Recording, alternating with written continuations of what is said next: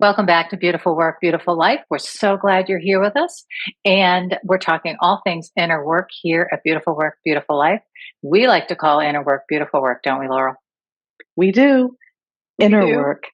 Yes. Yeah. And it is Yeah. beautiful. It really is. It It has really is. changed my life. It's just transformed my life so much. And I know that, I want to repeat this for if anybody's out there and you're a new listener or you're new to inner work, sometimes at the beginning, it doesn't feel beautiful. Oh, it can feel hard and it can be really heart wrenching, but stay with it. Stay with us. We're here for you. We want to help you. We know we are far enough down the line. We know the beautiful life you can have no matter what if you do your beautiful work. So, Yes. yeah, we're here to And cheer you on. that's right. And the journey, I'm going to say, even though we may be further along, I'm Mhm. speaking for myself here. There are times I get tripped up because, Sure. I'm always learning and growing and evolving, which I Yeah. think is what we're Is talking this about today. it's what we're talking about. Yeah. So our topic today, listeners and friends and our loved ones out there, is evolving throughout your life. I so relate to this topic as I watch myself over the decades now changing, evolving, discovering new parts of myself, right? I feel like I was thinking about our topic earlier and I was thinking, who wants to read the same book over and over again? We don't go back and pick the same novel up. Even if it's our favorite novel, we don't want to read it over and over again, right? We want a Right. new story. Yes. And why hmm wouldn't we want that for our own life? Exactly, exactly. So I would say the first, great marker is if you're bored, it's time to evolve your story. There's some part of your life or yourself that is unexplored, waiting, probably in desperation around the corner somewhere, saying, look over here. I need some attention. It's Yeah. so interesting you bring that up because Mm, I often think that I am feeling bored. And mm, and those people in my more immediate family unit say to me, "How can you be bored? You're busy. You're growing a business. You're doing all these things. You have all these friends." And yeah, I think about that like, you know, how yeah, can I have parts of my life that continue to push me, to challenge me, the and it's not just the novelty or the newness, but that yeah, that growth. And we've talked about this in previous episodes, right. the comfort zone, right? Yeah. So how do I And need so, that. you I know need what's coming up? variety. Yeah. I know. You know what's so funny, Laurel? I was just, as I was listening to you, and I can personally relate to the idea of, enjoying growth, enjoying change, enjoying new experiences, right? Having that curious, wondering part of ourselves. And then I think what was coming up for me when I was listening to you was maybe there are parts of ourselves, if you have been this type, that want to do something not so changing or not so different. And what does that even mean for people like us, right? Yeah. Yeah. I mean, What there would are be, people who yeah, like the same story. yeah, absolutely. Absolutely. And find comfort in it, find stability in it, find the routine really nourishing to them. And so, with this idea of when we're feeling bored or feeling like we want something else, the journey to figuring out what that is, it isn't always just straightforward. I think this is why this is such a great topic, evolving throughout your life, because when we get to those places where we might have these feelings, it isn't always really clear. Okay, what's the answer? What do I do? And that's, of course, where a great coach comes in. And we're here Yeah. for you people. Both Laurel and I love to do this work with people. As you can see, we're doing it with ourselves, and we've explored all of these, personally as well as professionally. So yeah, if you're feeling really stuck, this is a time to find a women's group to be a part of, or a men's group to be a part of, or a support group to go and take a new class, to go work with a coach, to find a therapist that you might feel comfortable with. I mean, there's a lot of places to begin to explore what might feel like it's missing or out of order if you feel like you're just coming up with nothing, right? Yes, Yeah. yes. And Yeah. sometimes we don't know. We don't. It can be fun to start to explore where to go. I'm thinking back to the very beginning of my journey. So I always think of the very beginning of um, my personal development journey goes way back to when I was 30, and I had what I call a mini emotional crisis, which sent me into therapy, which was good, which was really good. And that was the moment that I stood in my kitchen and I looked around and I thought, I'm not at all like my mother, but oh my God, my life does look like her life in certain ways. And I said I'd never do this. And so it was this kind of waking up moment to, are you really awake in your life, making clear choices, Laurel? What are you doing? Right. So I didn't really stay with that therapist. It wasn't really a good match for me, but it did send me to adult child of alcoholics meetings, and I really found great comfort there. If somebody had said you should just go there, I would have said no, I don't need that. But somehow that was led me there, and it was really good. And then sometime probably within that year, my two little ones were getting older, and I really wanted to explore something other than what I had done previously in my career, which was accounting. And so I took a class in mediation. That was my first personal development kind of new professional, in this world, right, of counseling, interacting with people, helping people, serving people in this way. And I think, who would have known that that would have been that was probably the beginning of my trajectory in, getting here one day, all these Yes. days later, you know? Yeah. And what I love about your story is, that you say decades old, right?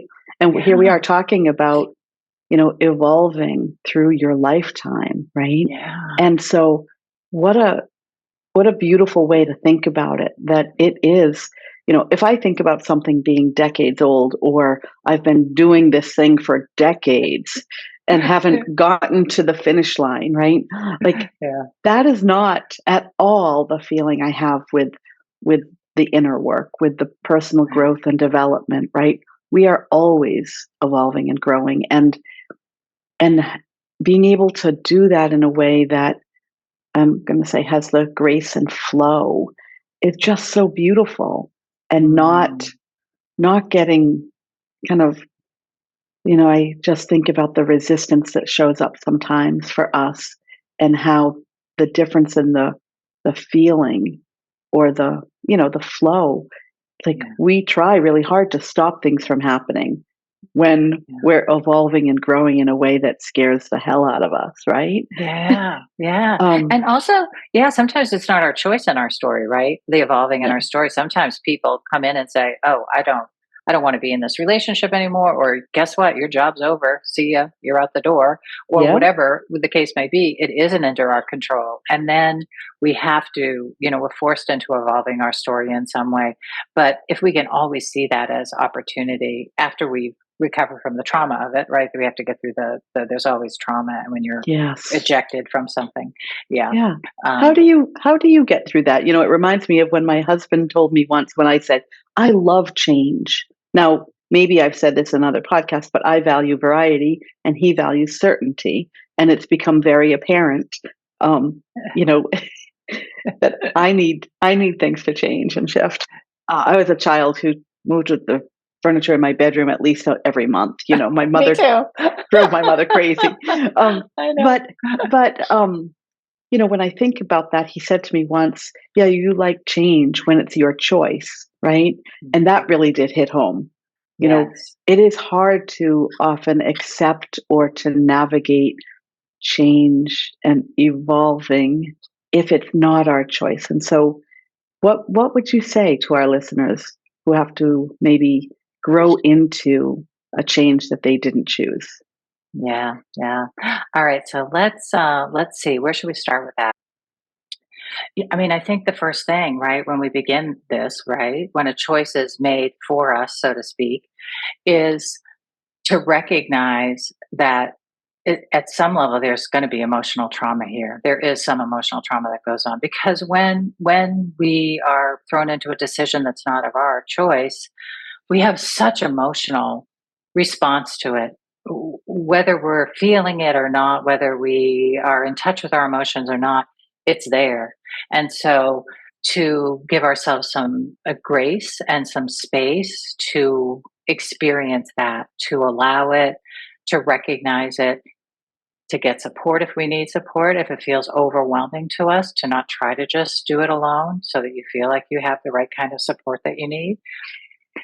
And I think that it's really hard to think clearly and come up with a solid plan of what's next when we're in the throes of emotional overwhelm because our brains just don't function that way.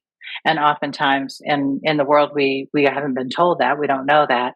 And so we just keep trying to carry on. And oftentimes we can't carry on. We're trying to, and we feel defeated and we feel like, oh my God, I'm never going to be able to function again. We start thinking all these dramatic thoughts. And the reality is, you're just not ready, maybe, to go on.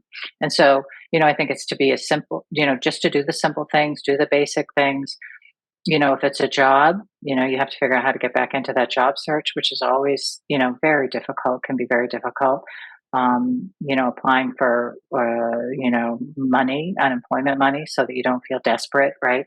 Like doing the one thing, the one next thing that needs to get done to get you out of, crisis mode is really Yes. important. So I think, just like recognizing, seeing it as a crisis, no matter how big or small it is, it's still a crisis. And how do we behave in a crisis, right? We want to return to stability, and Yes. then we can create a plan from there. But until we're out of that crisis mode and emotional overwhelm, we just can't think clearly enough to do that really well. Yeah, Yeah. That's yeah. good. And Yeah. it's too soon to say, "Oh, this is a great opportunity." I'm sure, somewhere down the line, like this is not there. We know it is in retrospect. Somebody could tell you that, although that wouldn't be a great thing to say. If somebody's telling you that, it's not what you're ready to hear. If you're with them for it, you would be. That's Right. normal, right? Don't Right. tell me that. Yeah, it's Right. okay. Yeah, yeah, yeah. You need to just be with it and digest it. Let your body. We were talking about this in our last episode, right? Is our body, literally, when something like that happens, it's like we're taking a hit. We're taking a hit spiritually, mentally, emotionally, and physically. And our body has to process all of that energy that that's just experience. And that's a lot to do. Yeah, and I'm glad you brought that up because I do think sometimes the processing doesn't happen right away. It might show up later, right? A good example when I left my corporate career, not necessarily of my choosing. At the time, I felt this enormous amount of liberation, I'll say, right? All of the pressure that I had been living was now off me, and I was excited to be free of that. Mhm. But what I didn't realize in that excitement of the freedom that my identity had taken a hit, right? Yeah, And that yeah, processing of the impact on my identity, and even my ego, right? yeah, Um, sure. my purpose at the time was very much tied into my role at work, and so recovering from those hits took a number of years, you Right. know. Yeah. And so I think it's important when we think about evolving over our lifetime and evolving our story, right? There's putting a time period on a a change or when the gift of the change is going to appear is really that almost causes us more Stress. challenge, yeah, Yeah. Yeah. than And the stress. letting Yeah. things come. And when you talk about not telling someone, oh, this is the best thing that's happened to you, you just wait and see. Not good Yeah. advice. Yeah. Not good response.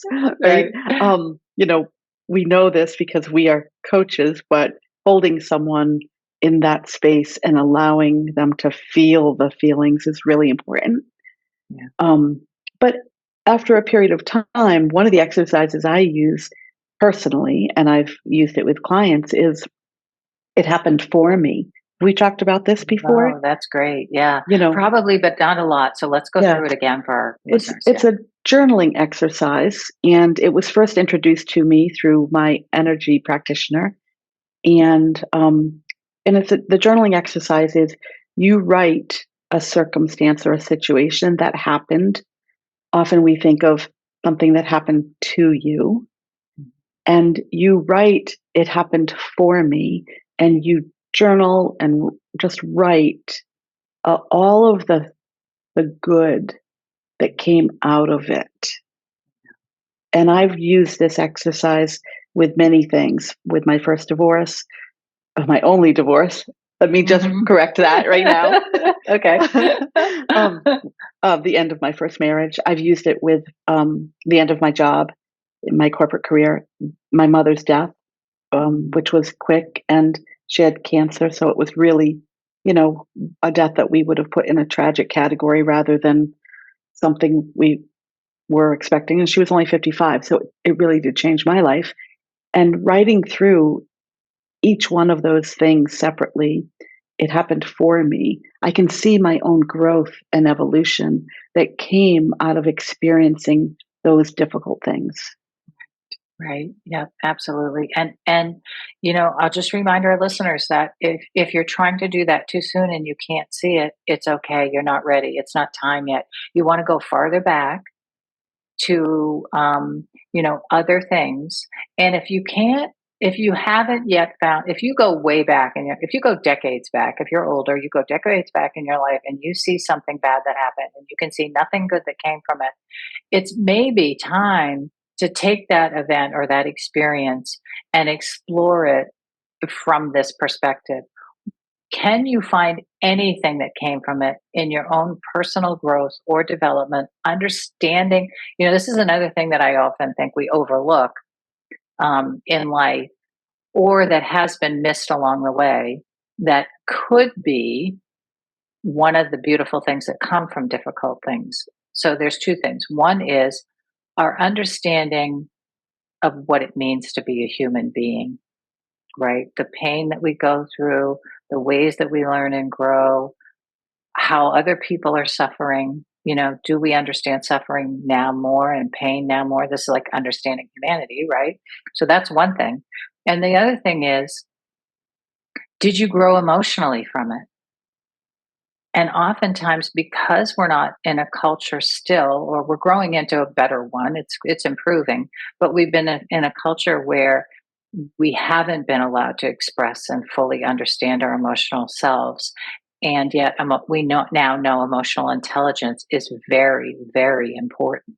So, can you go back and use that experience as a way to grow emotionally? If you didn't grow emotionally through it, could you even now? Right? Yes, Um, yeah. So evolving our stories, oftentimes is going back and revisiting the old parts of yes, our stories that we haven't grown, we don't have the golden nugget from, or the pearl of wisdom from, and finishing that work to be able to feel like we have grown fully or evolved fully from our history, so to speak. yes. Yeah. And it's the other thing I would suggest is that you don't try to journal on every growth opportunity at once, right? Absolutely. Absolutely. I Because that's know. a lot, right? It's I a lot. know. And I know. and even when I think about this practice, even though I started using it with the bigger things in my life that had happened, one of the things that I remembered was a long time ago. And it was kind of trivial in my adult perspective now, but it was when I was in ninth grade and I didn't make the cheerleading squad, and I was disappointed. It was a terrible thing for me. So I thought, but it led me to, I was asked then to coach the JV team at the middle school. And Wow. it was the first time I stepped into a leadership role like that. So I came on as an assistant coach, which I never would have had that opportunity had I not had the disappointment that I suffered previously, right? I And know, I so, know. the gift in, I mean, I look at that now as it's trivial compared to all the things I've grown from in my adult life. But, Mhm. you know, But there are those are the things. things. Yeah, and those are the things that grow our muscles. The small things grow us to be able to handle the bigger things, right? Yeah. And when we don't fully explore them and experience them and feel them, we haven't really grown the muscles that would be good for us to handle the bigger things later in life. And so, Yes. yeah, I mean, I think that's a great reminder of, being able to own, and experience fully even the small disappointments of life, to not just brush them over really quickly, to like No. really let them be fully there. Yeah. Yeah. And the practice, I think when we think about perspective, often our perspective keeps us stuck or living, not evolving, right? Living the same day over Right. and over That's again. And great. so Yeah. this this practice really does help shift some perspective when you are ready for that Right. shift. Right. Yeah. Right. Yeah, that's great. I feel like that's the number one journaling exercise from our talk today. I love Okay. that. I want to say too, when you were talking about not doing, all of those history and stories all at once, I have in the Live Your Inner Power program and in the journal, one of the exercise is to make a timeline and go through and on that timeline, put in all the disappointments that you can remember of your life. And those are all your losses that you want to see. Did I really process those? Have I really worked through those? And if you have, usually you can find that. How did that happen for me? Where's your pearl of wisdom? How you know, how did that happen for me? Or why did that happen for me? Or what was in that for me is your pearl of wisdom that you've gained from having that loss or having that difficult experience. And so to be able to go back through your life and be able to timeline go, wow, I went through that, I went through that, I went that, but I know that because of that. I know this about myself because of that. I know this about humanity. I'm stronger because of this. And like that's where we want to be with it all. That's part of the journey of the beautiful work. It really is. Yeah. And, one last thought I have for our listeners who maybe it's not time for them. They've not fully processed the disappointment or the loss. Our episode that we did on grief is a really Yes. good um, resource because Right. even though, and we talk about that in that episode, even though we often think of grief being tied to the loss of a loved one or a person, it can we have grief with any level of disappointment in our life. So I Absolutely. think that episode is a great resource. It's such a great resource, and I, that I'm glad you brought that up too, Laurel, because the loss of relationships, people, jobs. I always go back to, for me, one of the hardest things about my divorce was the loss of a nuclear family. The one that I really had hoped for and wanted with for my children, and that was a horrible loss for me. And it took a long, long, long time to reconcile that and come to terms with that, and not blame myself, not judge myself, not feel like a failure. So there were just so many Yes. levels of all of that, Yes. and that was because it was the loss of a dream of something that I was never going to have again. Right? Yeah, Yes. yeah, And that ties in so closely with identity, with yeah. your self-concept of who you were. And that's very Absolutely. similar to my corporate career ending with Mm, so much of it was tied to my vision of who I was and my purpose in the world and what I was striving to be that yeah, maybe my mother never had. I know she yeah, never had, but maybe yeah. that was my driver. We Right. talked about not wanting to be like our mothers, right? And Yeah, so that loss was hard. Yeah. yeah, yeah. And I think that when we come to that point and we are doing that kind of work of review, thinking about for me, right? I couldn't have a nuclear family, and I had to come to the place where I said, but I can still have a great relationship with my children. I can still have a whatever I can have family wise with my ex, depending on how he behaves. I can still be a really good ex wife. I can still, there's still like parts of me that could be expressed fully that would have in that nuclear family situation, but they're just going to be a little different now. And so Yes. that's the evolution, right? Is saying, Yes. okay, here's what my life is now. How am I going to show up fully, as we talked about in the last episode, and express Yes. myself the way I want to, even though my circumstances have changed? Yeah. Yes. Well, I What can't part? imagine you ever being a bad ex-wife. Oh, well, thank you. I think I've done a fairly good job. I probably could have done better, but I'm willing to keep growing in it.